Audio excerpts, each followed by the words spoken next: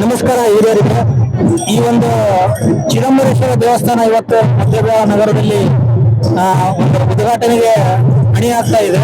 ಇದರ ಕುರಿತು ತಮ್ಮ ಒಂದೆರಡು ಅನಿಸಿಕೆಗಳನ್ನ ಹೇಳಬೇಕು. ಚಿದಂಬರ ಒಂದು 30 ವರ್ಷದ ವಿಷಯ. ಪರಮ ಪೂಜ್ಯ ಸಪ್ತಪೀಠಾಧಿಪತಿಗಳಾದ ಮುರುಗೋಲ ಸಪ್ತಪೀಠಾಧಿಪತಿಗಳಾದ ಶಂಕರದೀಕ್ಷಿತರು ಅಡಿಗರ ಸಮಾರಂಭ ಮಾಡಿದರು. ಅದಾದ ನಂತರ ಭವ್ಯವಾದ ಮೆರವಣಿಗೆಯೊಂದಿಗೆ ಸಕಲ ಉದ್ಯೋಗ ಮತ್ತು ತಾಯಿ ಮತ್ತು ಸುತ್ತಲ ಎಲ್ಲ ಚಿದಂಬರ ಭಕ್ತರ ಒಂದು ಸಹಕಾರದಿಂದ ಭವ್ಯ ಪ್ರಮಾಣದಲ್ಲಿ ಚಿದಂಬರ ಮಂದಿರ ನಿರ್ಮಾಣವಾಗುತ್ತಿದೆ. ಮೂರ್ತಿಗಳ ಇವತ್ತು ಭವ್ಯವಾದ ಮೆರವಣಿಗೆ ಎಲ್ಲವೂ ಇವತ್ತು ನಡೆಯಲಿದೆ. ಮುದ್ದೇಬಿಹಾಳ ಮತಕ್ಷೇತ್ರದ ಸನ್ಮಾನ್ಯ ಶಾಸಕರಾದ CS ನಾಯಕರು ಕೂಡ ಇವತ್ತು ಬರಲಿದ್ದಾರೆ. ಮಠದ ಈಗಿನ ಇತಿಗಳಾದ ಶ್ರೀ ವಿದ್ಯಾರ್ಥಿ ತೀರ್ಥರು ಕೂಡ ಆಗಮಿಸಿದ್ದಾರೆ. ಎಲ್ಲರನ್ನು ನಾವು ಮೆರವಣಿಗೆಯೊಂದಿಗೆ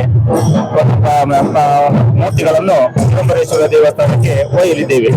ಅಂದ್ರೆ ಅತ್ಯಂತ ಮಾರ್ಮಿಕವಾದಂತ ಈ ದೇವಸ್ಥಾನ ಶ್ರೀ ಚಿದಂಬರೇಶ್ವರ ಕಿರಿಯರಿ ಕ್ಷೇತ್ರದಲ್ಲಿ ಇದ್ದು, ಮುರುಗೋಲದ ಚನ್ನಗಿರಿ ಕ್ಷೇತ್ರದಲ್ಲಿ ಇದ್ದು, ಅದು ನಮ್ಮೆಲ್ಲರಿಗೂ ಅತ್ಯಂತ ಸಮೀಪ ಆಗಲಿ ಅನ್ನೋ ಉದ್ದೇಶದಿಂದ ಈ ಮುದ್ದೇಬಿಹಾಳ ಒಂದು ನಗರದಲ್ಲಿ ಈ ಒಂದು ದೇವಸ್ಥಾನ ನಿರ್ಮಾಣ ಆಗಿದೆ ಅಂತ ನನ್ನ ಅನಿಸಿಕೆ. ಇದಕ್ಕೆ ನೀವೇನು ಹೇಳ್ತೀರಿ?